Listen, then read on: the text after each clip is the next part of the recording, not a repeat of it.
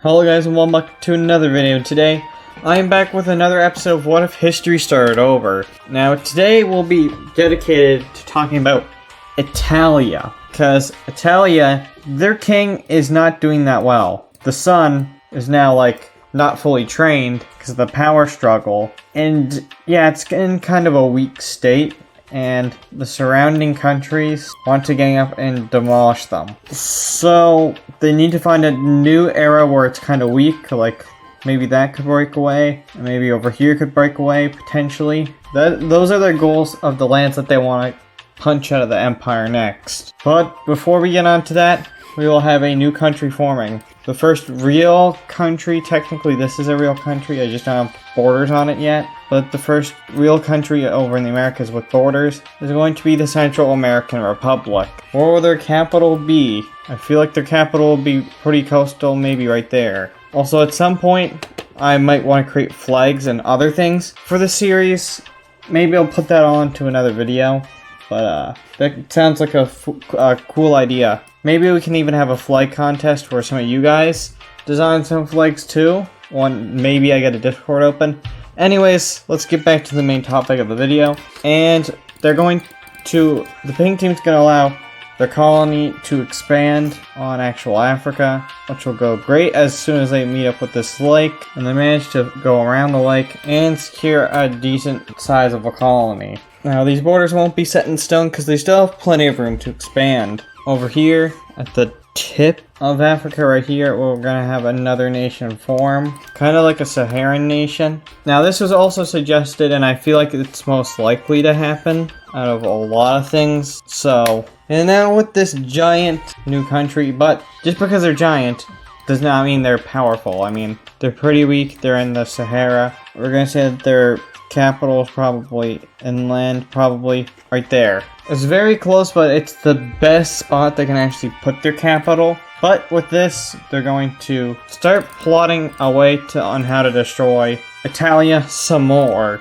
And there will be a little bit of a power struggle. Exactly right here in Africa, as the merchant empire manages to flow in and gain significant land. Also see the purple team, or the new one at least. I guess we'll call them the Saharan team, or Sahara Republic. They're gonna push out two, and they're gonna manage to put them into two, because this part is very underdefended. And now another chunk has been broken off. Again, there's not much they can do, because, well, yeah. I'm getting called, hold on.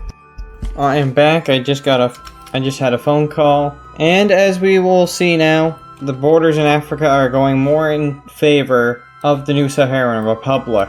So, also, in the comments, tell me which country is your favorite as of the end of this episode. I'll be genuinely interested to know. Maybe I could do some community polls based on that. But now, the mainland will have some crumbling, as the Russians and the Union will push in. The Union will cut them into two, and the Russians will push in. The Union is mainly centralized down here, because they're closer to this, and the Russians are more push as hard as you can. And they managed to conquer all those territories before the Union pushes up. And now we will have a new entry into the war, being the Germans. They're here to grab some more land, and to get revenge, because revenge is cool. But eventually, we'll have the Romans pop up a rebellion here, and it actually goes somewhat successful. But now, they're gonna have to reach a compromised peace deal.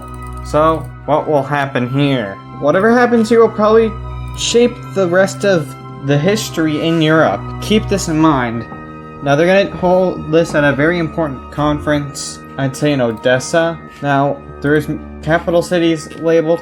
I might go and add important cities in this episode, but first, the conference of Odessa to carve up Italia some more. We see the Germans getting some land, not too much land, but that's decent amount. The Union will get some land back because this land was historically theirs. And if it was their land historically, they should have it now, considering they just won the war. But what will happen here with the land that they did go through? We will see two new countries break out over here. Actually, three.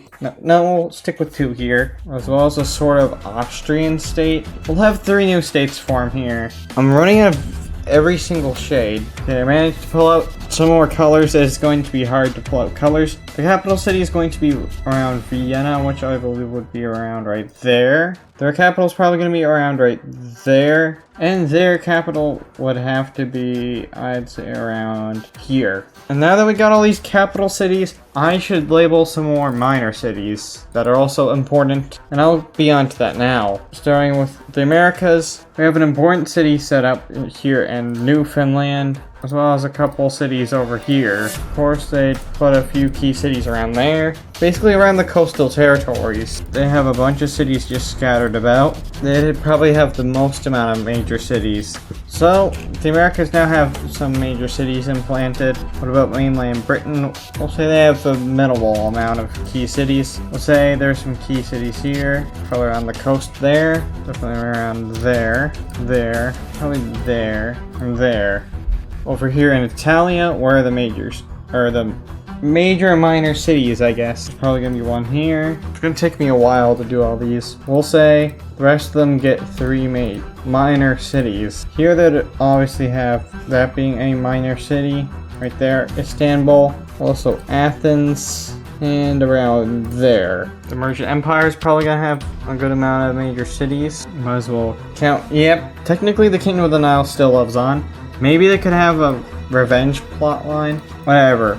We got some major cities scattered about, and now it looks like people have diseases over here. The countries probably look like they got a dotted disease. So I might remove them if you guys don't like it. I think it looks worse with them, but it's important for like battles and stuff. But what will happen next? What happens next is we will see another war break out, specifically between Japan and Korea, as we see Japanese forces pushing on in Korea. Now it is really hot where I live right now. We're pushing 26 degrees Celsius, which is pretty hot, and I don't have any fans running because it would be annoying to listen to during the video. So yeah, anyways, they pushed down into Korea, and now it's basically unstoppable. They're very much more powerful than them. But here's where the world makes a discovery. They should stop using guns, because guns has a huge faulty at this point in history, so that it will cause more harm to the user than damage to the other. Maybe, but it was good for a while, but now they're gonna not use guns anymore. Guns are gonna become obsolete now, until they at least find a way to make guns way better. They're gonna get pushed back up by the Koreans, and we're going to have a coalition go in. We're going to see them push in. They want a bunch of land back, so that's what their goal is. Get all this land back. But Korea will, of course, take back the rest of their land here, which forces them to block off Korea. And eventually, you know, the Koreans will do a naval landing here, and they'll capture the rest of the coast here. They'll capture the rest there, and the Koreans will go on and capture the island of Sakhalin. And from here, peace must be drawn up. Japan took their first L, so yikes. We see Korea annexing a lot of coastal territory, but not the island of Sakhalin. They do not get Sakhalin, and the rest will go to this Chinese state. Japan's L has been felt. Maybe they'll come back. We're not exactly sure yet. But now an update on the relations between them and Persia. The Indian-Persian relationship is going to be very mixed, because obviously like this breakout is not good, so we have a deal being made. They will both simultaneously declare war on this country, as long as they promise to give them around that land back. They don't care what they do with, you know, maybe that land back, and they don't care what they do with the rest of this. They just want this land back. And so the deal is made, and they will also form an alliance after this. So a dual war is declared onto this new country. We'll see the Indians pushing in, as well as the Persians. Now the Persians have been preparing for this war for a while, so they make significant ground. The Indians are going to go for a spearhead tactic, making sure that their route up here is going to be strong. They get a mini one to capture some more territory, but the Persians will do a different kind of strategy, which is basically push for the land that we want, and then we'll see from there. So the rest around here will fall to India, and this will fall to Persia. And now we have to declare another peace deal. the last peace deal for this episode. But a part of this deal is ceding back these lands, just so that the alliance is possible. And that is also why they're getting way more land. With the Persians getting back these lands, and them getting these lands, an alliance is formed. So now these two countries are now officially allies. These two are buddies. Now I don't know the logistics. This territory could be very rebellious right now. Their armies are going to both go in and crush those rebellions. I'm not sure how long they can keep that up though. Anyways, I hope you guys liked this video or this episode. If you did, make sure to hit that like button. And if you really liked it, to make sure to subscribe. Let's push towards, can we get 300 subscribers by the end of this month? I'll see you guys in another video. Goodbye.